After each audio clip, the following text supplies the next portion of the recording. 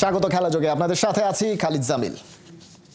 সবার মন জয় করে দেশ ছেড়েছেন হামজা চৌধুরী, তবে কথা দিয়ে গেছেন ফিরে আসবেন আরো প্রতাপের সাথে। শেফিল্ড ইউনাইটেড থেকে ফিরে লাল সবুজের জার্সি কবে কোথায় জড়াবেন হামজা, বাংলাদেশের নেক্সট ইন্টারন্যাশনাল অ্যাসাইনমেন্টের দিন তারিখের বিস্তারিত রিপোর্টে। ইউরোপিয়ান ফুটবলে ব্যস্ত মৌসুম, তার উপর দক্ষিণ এশিয়ার বাংলাদেশের সাথে ইংল্যান্ডের দূরত্ব কম নয়। সব মিলিয়ে তাই চাইলেই ফিরে আসবো বলা যায় না। তবে যে ভালোবাসা এখানে হামজা চৌধুরী পেয়েছেন সেটাতে কার না মন ভরে। ইন্টারন্যাশনাল ব্রেকে ভারতের বিপক্ষে অভিষেক ম্যাচ খেলার পর ফিরে যাওয়ার আগে এই বাংলাদেশের জন্য ভালোবাসা জানিয়েছেন। পরিষ্কার বলে গেছেন দেখা হবে জুনে। এত আগে সেটা অকপটে বলে দেয়া যাচ্ছে, কারণ ফুটবলের শিডিউল ক্রিকেটের মতো এলোমেলো নয়। এক টুর্নামেন্টের সাথে ওভারল্যাপ করে না আরেকটা। ইন্টারন্যাশনাল উইন্ডোতে সব লিগেই ছুটি, নিজেদের ফুটবলারকে ছেড়ে দেয় ক্লাবগুলো। বাংলাদেশের জার্সিতে তাই হামজা যে সময়ে খেলতে আসবেন তার বর্তমান ক্লাব শেফিল্ডের তাতে আপত্তি থাকবে না। এক ইনজুরি ছাড়া তাই লাল সবুজের নয়া কান্ডারির সার্ভিস সামনের মিশনগুলোতে না পাওয়ার কোনো কারণ নেই। এবারে দেখা যাক বাংলাদেশের সামনে কি কি মিশন। ভারতের বিপক্ষে অ্যাওয়ে ম্যাচ খেলার পর এএফসি এশিয়ান কাপ কোয়ালিফায়ারে এবারের লড়াই সিঙ্গাপুরের সাথে। জুনের 10 তারিখ জামাল তপু হামজারা নামবে ঘরের মাঠে। প্রথমবারের মতো প্রাণপ্রিয় হামজাকে নিজেদের মাঠে খেলতে দেখবে এদেশের ফুটবল প্রেমীরা। এরপরের অপেক্ষা 9 অক্টোবর পর্যন্ত, সেটাও হোম ম্যাচ। বিকেল 4টায় বাংলাদেশের প্রতিপক্ষ হংকং। এরপর বেশি গ্যাপ নেই, একই মাসের 14 তারিখ একই দলের বিপক্ষে অ্যাওয়ে ম্যাচ। তারপরেই নভেম্বরে হবে সব অপেক্ষার অবসান, কারণ সেই মাসের 18 তারিখ বাংলাদেশে আসবে ভারত। ওদের বাড়ি গিয়ে যেভাবে ভেন্যু নিয়ে এবার অপদস্থ হয়েছে তার শোধ নেওয়া হবে সুদে আসলে। ওদের যে এলজিএস যারা আছে, যারা যে কাজগুলো করেছে, আমি আমার বিএফএফকে বলেছি যে আমার এলজিএস যেন ওতে শিক্ষা নিয়ে এর চেয়ে বেশি করে। ভারতের বিপক্ষে হাই ভোল্টেজ ম্যাচের পর এএফসি এশিয়ান কাপে বাংলাদেশের পরের মিশন ফের সিঙ্গাপুরের সাথে। সেটার অবশ্য এখনও অনেক দেরি। 2026-এর মার্চে হামজা চৌধুরীর দল খেলবে অ্যাওয়ে ম্যাচটা। প্রথম ম্যাচ থেকেই নিজের দলের সাথে হামজা যেভাবে মানিয়ে নিয়েছে তাতে বলা ভালো সেটা সামনের দিনগুলোতে বাড়বে আরও দারুণ গতিতে। ভারতের বিপক্ষে পরের ম্যাচটার আগে এখন গোল করার অভ্যেসটা কেবল রপ্ত করতে হবে বাংলার স্ট্রাইকারদের। খালিদ জামিল, ৭১। মাটি ও মানুষের গন্ধে এসেছিলেন বাংলাদেশে, সঙ্গে এনেছিলেন ভিন্ন সংস্কৃতিতে বেড়ে ওঠা স্ত্রী অলিভিয়া চৌধুরীকে।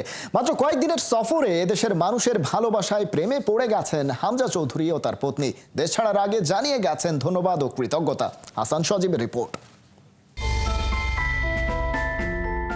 হামজা চৌধুরী, এক নাম, এক আবেগ, এক বিস্ময়। সুদূর ইংল্যান্ড থেকে শিকড়ের টান অনুভব করে ছুটে এলেন তিনি। মাটি ও মানুষের সুর ডেকেছিল তাকে, আর তিনি সাড়া দিলেন হৃদয়ের সবটুকু উজাড় করে। বাংলাদেশের জার্সি গায়ে চাপিয়ে ভারতের বিপক্ষে নেমে পড়লেন যুদ্ধের ময়দানে। স্বল্প, খুবই স্বল্প ছিল এই সফর, এক সপ্তাহ হয়নি। তবু তাতে কি, যে ভালোবাসা তিনি পেয়েছেন, যে আবেগের ঢেউ ছুঁয়ে গেছে তাকে, তা কি সময়ের দৈর্ঘ্যে মাপা যায়? দেশ ছাড়ার আগে শুধু ধন্যবাদ নয়, এর চেয়েও বেশি কিছু দিয়ে গেছেন তিনি। শুধুই ধন্যবাদ, যা হয়েছে তার জন্য অনেক অনেক ধন্যবাদ। ইনশাল্লাহ জুনে আমি আবারও আসব। আমার শারীরিক সুস্থতা এবং সন্তানের জন্য দোয়া করবেন। জুনের 2টি বড় ম্যাচের সময় দেখা হবে। এক হামজা একবারে বদলে দিল বাংলার ফুটবলের রূপ। 17ই মার্চ যখন হামজা বাংলার মাটিতে পা রাখলেন, তখন থেকেই যেন দেশের ফুটবলের আকাশে নতুন সূর্যোদয় হলো। দিনের পর দিন কেবল হামজাময় ছিল বাংলাদেশ। যেখানে গেছেন সেখানেই উন্মাতাল ভিড়, উন্মাদনার রঙে রাঙানো জনস্রোত। এক মুহূর্তের জন্যও তিনি বিরক্ত হননি। হাসি মুখে মিশে গেছেন মানুষের হৃদয়ে, দিয়েছেন সময়, দিয়েছেন ভালোবাসা। আর তার পাশে অলিভিয়া চৌধুরী, এক আলোকিত অধ্যায়। বাঙালির আতিথেয়তায় মুগ্ধ, বিস্মিত। তিনি দেখেছেন কেমন করে এই জনপদের মানুষ আপন করে নেয়, ভালোবাসার বাঁধনে বেঁধে ফেলে।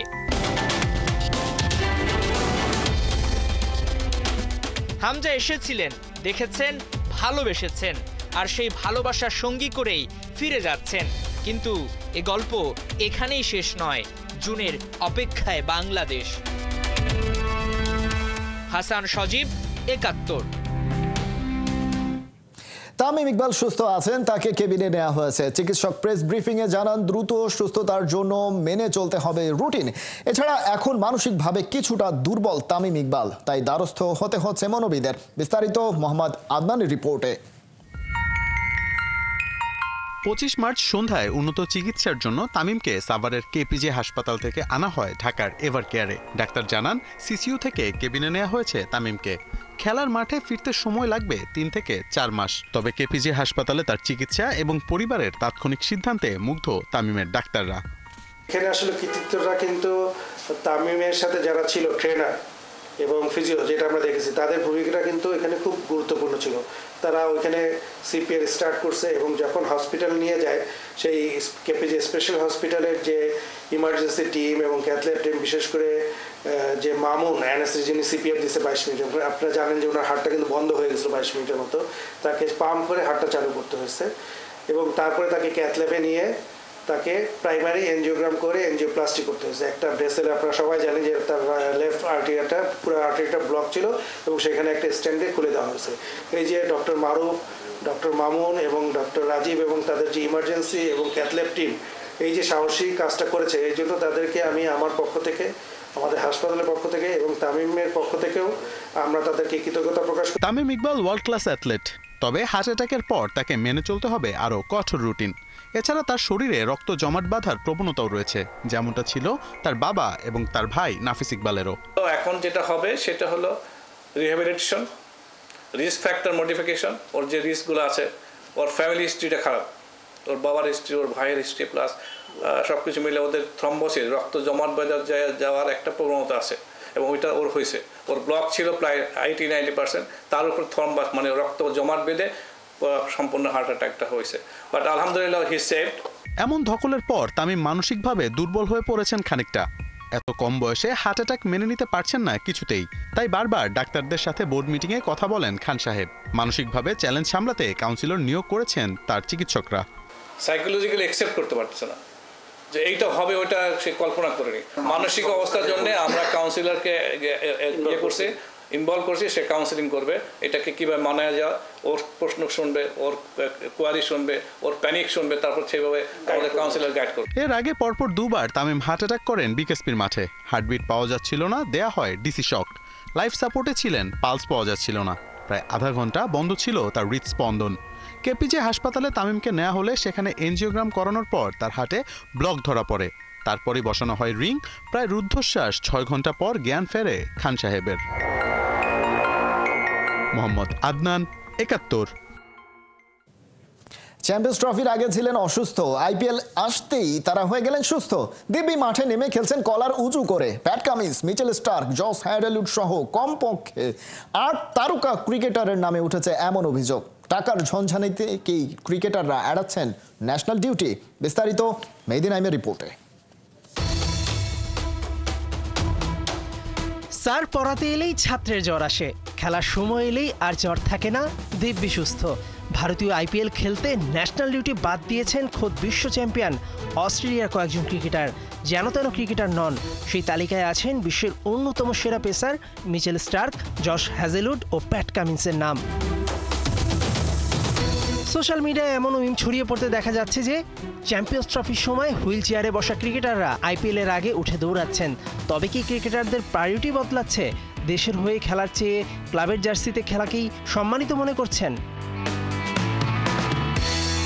এই তো মাসখানেক আগে মিনি বিশ্বকাপ খ্যাত চ্যাম্পিয়ন্স ট্রফি থেকে অজানা কারণে নাম সরিয়ে নিয়েছেন বিশ্ব চ্যাম্পিয়ন অস্ট্রেলিয়ার এসব কি প্লেয়ার। তারা থাকলে হয়তো চ্যাম্পিয়ন্স ট্রফি অজিরা জিতেও যেত, কিন্তু তাদের নামের পাশে টাকার অঙ্কটা দেখুন। টাকার কাছে যেন বিক্রি হয়ে গেলেন ক্রিকেটাররা। সম্প্রতি বহু ক্রিকেটারকেই জাতীয় দলের চুক্তি থেকে বেরিয়ে আসতে দেখা গিয়েছে ফ্র্যাঞ্চাইজি লিগ খেলবেন বলে। জেসন রয় থেকে ট্রেন্ট বোল্ট পর্যন্ত তালিকাটা নিতান্তই ছোট নয়। এমনকি ফ্র্যাঞ্চাইজি লিগ খেলে বেশি টাকা কামানোর সুযোগ রয়েছে বলে আন্তর্জাতিক ক্রিকেটের বিশেষ কোনো ফরম্যাট থেকে অবসর নিতেও দেখা গিয়েছে একাধিক তারকাকে। অবশ্য ভারতীয় ক্রিকেট বোর্ড নাটাই নিজেদের হাতেই রেখেছেন। তাদের ক্রিকেটাররা আন্তর্জাতিক সব ফরম্যাট থেকে অবসর নিলে সাধারণত আইপিএলে খেলতে পারেন না। মেহেদি নাইম, একাত্তর। ব্রাজিলের কোচ বানাতে আবারও কার্লো আনচেলোত্তির সাথে আলোচনা শুরু করেছে দেশটার ফুটবল ফেডারেশন। রিয়াল মাদ্রিদ নাকি ব্রাজিল কাকে বেছে নেবে আনচেলোত্তি, এদিকে শোনা যাচ্ছে আরও বেশ কজন মাস্টার মাইন্ডের নাম। তবে ব্রাজিলের যা অবস্থা তাতে ভালো মানের কোচ রাজি করানোই হয়ে পড়েছে চ্যালেঞ্জিং। কোহিনুর কণার রিপোর্ট। বিশ্বকাপ বাছাই 5 বারের বিশ্ব চ্যাম্পিয়নরা পেল 5 হারের স্বাদ। বুয়েনোস এরেসে ব্রাজিলকে পাড়ার দল বানিয়ে ছাড়ল আর্জেন্টিনা। 25 বছর আগে বিশ্বকাপ বাছাই চিলির কাছে 3-0 গোলে হারকে ছাপিয়ে লজ্জার হারে নতুন উচ্চতায় সেলেসাওরা। এবারে বিশ্বকাপ বাছাই এখনো পর্যন্ত ব্রাজিলই একমাত্র দল যারা এক হালি গোল হজম করলো। এখানেই শেষ নয়, বিশ্বকাপ বাছাই এক এডিশনে আর্জেন্টিনার বিপক্ষে 2 লেগে এবারই প্রথম ম্যাচ হারল দরিবেলের শিষ্যরা। সব মিলিয়ে সুপার ক্লাসিকোতে ব্রাজিল এমন অপদস্থ হলো এই জন্মে বোধহয় আর ভুলতে পারবে না।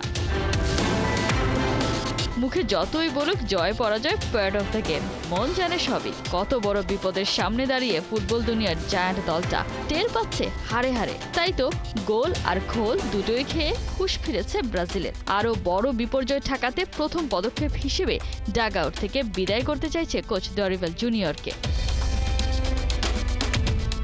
এরপরই নতুন করে আবারও সিনে মোস্ট ফেভারিট কার্লো আনচেলোত্তি। বিভিন্ন গণমাধ্যমের খবর এরই মধ্যে নাকি ব্রাজিলিয়ান ফুটবল ফেডারেশন রিয়ালের এই ইতালিয়ান ম্যানেজারের সাথে কথা চালাচালিয়ে শুরু করে দিয়েছে।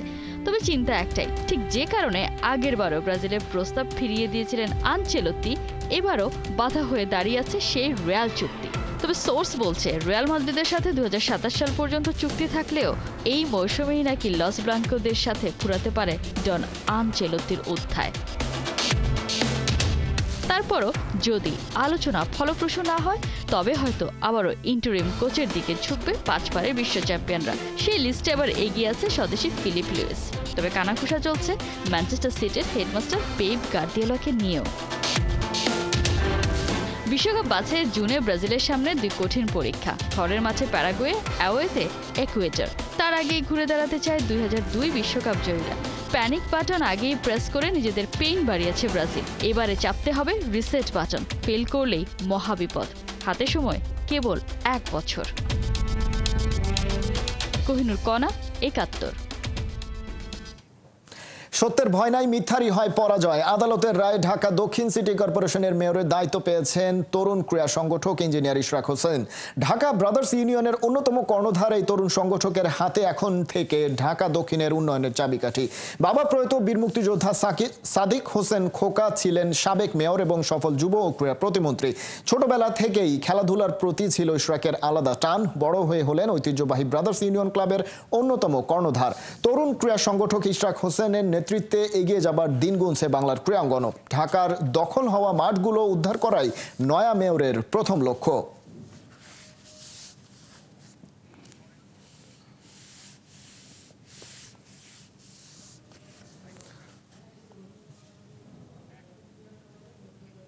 এই ছিল এখনকার খেলা যোগে। সরাসরি সংবাদ অনুষ্ঠান দেখতে চোখ রাখুন ৭১-এর ফেসবুক পেজে এবং সাবস্ক্রাইব করুন ৭১-এর ইউটিউব চ্যানেল। ৭১-এর সাথেই থাকুন।